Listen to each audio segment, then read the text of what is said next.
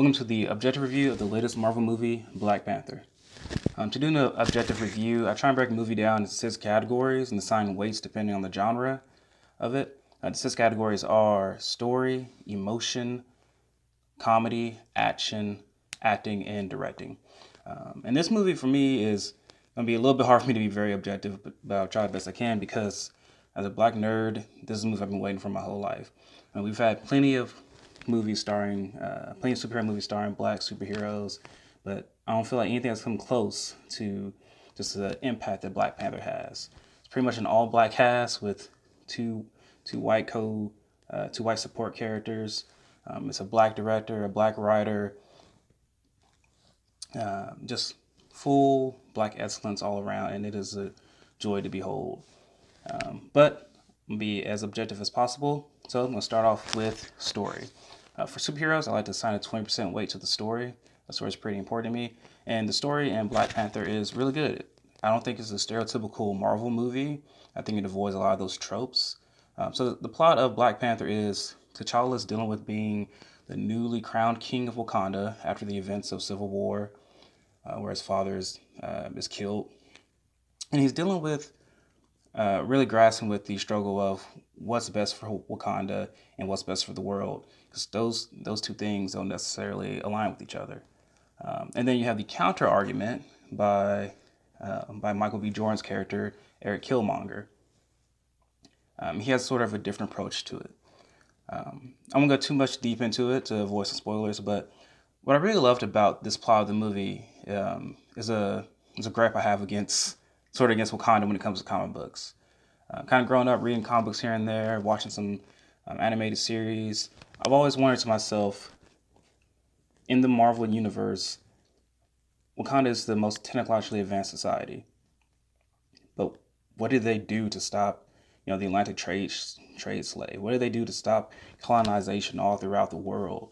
I feel like they kind of sat on their hands with it, or just ignored it, or just tried to hide away from it. And this movie doesn't back down from that question. And I don't think that question would have been even asked if it wasn't for that there was a black writer and a black director on this movie. So for that, I respect the movie a lot. It asks that question, and it's a tough question to ask, and it puts T'Challa at a difficult situation. What does he do for the betterment of Wakanda, and does that conflict with doing what's betterment for the world, for Africa, for black people fighting for their rights here in the United States? So that's a really interesting question. I'm so glad that they asked it and they addressed it a little bit. I wish they went into the aftermath and the effects of systematic racism, the effects of slavery, the effects of Jim Crow. I feel like they did on the surface a little bit when they used certain characters, I think, to represent that. But I think if this wasn't, the director might have been handcuffed being a Marvel family-ish movie. But so for story, I give it an 8.5 out of 10. I think the story can somewhat be simplistic and then you sort of see it coming. But I think it has a lot of layers to it. I think I'm going to find even more layers the second time watching it. All right, this category is emotion. And what I mean by emotion is like, how do I feel towards the characters? Do I empathize with them? Do they make me feel happy, sad, any range of emotional rage? This movie it doesn't have anything that's tearjerkery or anything, but I think there's a lot of emotional depth with some characters. T'Challa's fairly balanced. You kind of empathize with him having to just deal with this huge responsibility of being king, but that's not where the emotional really lies, I think, in this movie. I think the emotion lies really with Michael B. Jordan's character, Killmonger. He is the emotional anchor of the movie, because he really is the motherless child here. He's the one who I feel feels abandoned, feel like the world owes him something. His character is great. I think he is probably the best Marvel villain in a movie. I feel like he's kind of a cross between Bane in The Dark Knight Rises and Magneto from the X-Men series, specifically Michael Fassbender's from probably First Class. You totally get where he's coming from. I wish it kind of would have went through more depth with his character because he was great. So, yeah, so for emotion, I'll have to give it an 8.5, 8.5 out of 10. And Michael B. Jordan really drives that way. And I'm really glad that he got another chance to be in a superhero movie. Next is action. For superhero movies, I assign a 20% weight to action. Would really like the action in superhero movies really keep the movie going. Feel like a comic book movie, and I think Black Panther is okay at that. It has some okay action sequences. The fighting seems a little very choreographed. Sometimes it's kind of I feel like it's all over the place. I felt like it was maybe too up close and a little bit too shaky cam. But I'd really like someone to come in and maybe really help Ryan Coogler out with that. Because I don't think he's done that many action sequences, even though he was really great at Creed. But I think that was probably one of the movie's kind of biggest faults. But I think it does have a really great action car chase in there. The thing I love about it is because I usually don't like car chase scenes because I think it's just humanless cars chasing each other. But with Black Panther, he's never really in the car. He's always either on it, and other people are on cars, chasing cars. So it humanizes the car chase scene a lot more.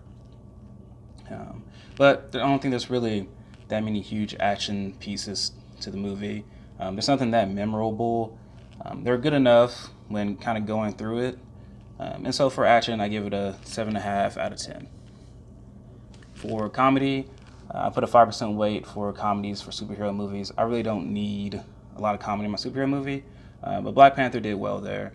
It wasn't really that laugh out loud comedy, but it was fairly humorous all throughout. I chuckled at least 5 to 7 times. And also the good thing about it is that the comedy never felt forced.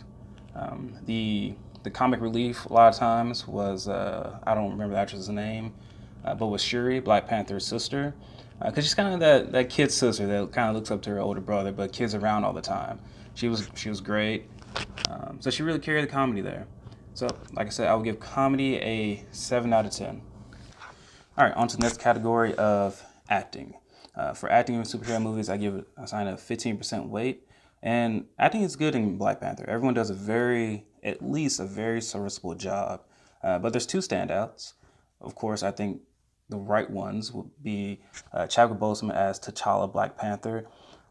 He gives a very conflicted performance, I think.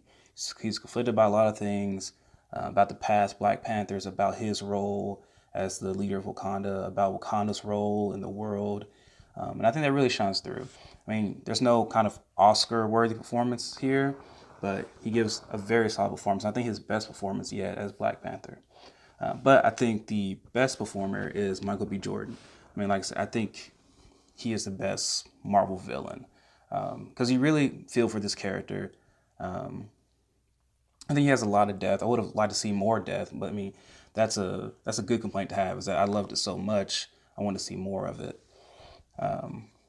He delivers this one line so well, and this is maybe a slight spoiler in the movie, but he says something to the impact of, "I would rather die than be in chains."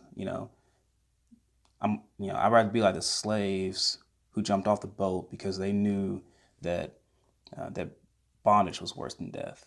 And that delivery of the line was great. It reminded me a lot of Michael Fassbender's line in S-Man First Class, where he says, "I've been at the mercy of men following orders before, never again." You really believe that line because the actor just feels such conviction in that line of dialogue. So, like I said, the acting is good. Everyone does a serviceable job. Chadwick Boseman does great as Black Panther, and Michael B. Jordan knocks out of the park as Eric Killmonger. So for acting, I give an 8 out of 10. I think the only thing holding it back a little bit is that there's not all that much range in it. I forgot. Sterling K. Brown is in this movie. I didn't remember he was in this movie. By the way, I'm not a huge watcher of This Is Us, but I do know he's great in it. I've seen like one scene, and I was like, man, that's a great scene in This Is Us. But he does a really good job acting in this movie. And he's not in it that much, but I just really loved his character and kind of what he represented, I think, for what Ryan Coogler was trying to represent through him. Speaking of Ryan Coogler, on to directing. The directing of this movie, I think, is great. The cinematography in this movie is absolutely beautiful. It's stunning. There are some scenes like this one that you can just awe at and look at, and just he kind of slow motions through it just to show you like, hey, look at this. This is a beautiful scene. Look at it, awe at it. I'm like, thank you, Ryan Coogler, for that. The music is great. I think it was a great blend of modern hip hop and some kind of a slight hint of African influence in there. I think Michael B. Jordan's score was probably the best one, 'cause I think it aligned most with his character. Would have liked to have a little bit more defining scores for maybe Wakanda, but yeah, music was great, and I kind of knew the music was great. One thing, Kendrick Lamar did the soundtrack of it, and then I looked through the credits, and Ludwig, I don't know how to say his last name, but the guy who always produces stuff for Childish Gambino, was also responsible for the musical score of this movie. So great there. Now on to the pacing.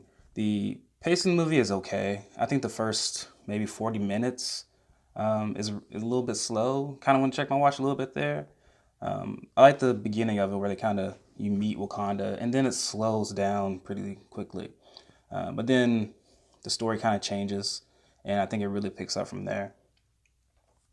But I think the best thing about this directing job is that Ryan Coogler clearly has a voice in this movie. You can tell, whether they in the flashback they go to L.A., they go to Compton, I think it's in the probably 80s or early I think it was the 80s that they went there. You kind of see his point of view, which it's a really fresh point of view. This movie doesn't feel like another Marvel movie. It doesn't feel like really any other super movie I've seen, and that's great, and that really shines through. For directing, I give it a 9 out of 10. The only thing holding that back from maybe being greater is the pacing. So with that, we can now calculate what the weighted average of the movie is. It is in a 8.2 out of 10, which is really good.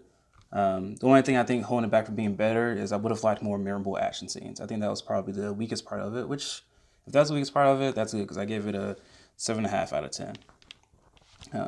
So that's the review. Being a little bit subjective about it. I just love seeing all the black excellence on display.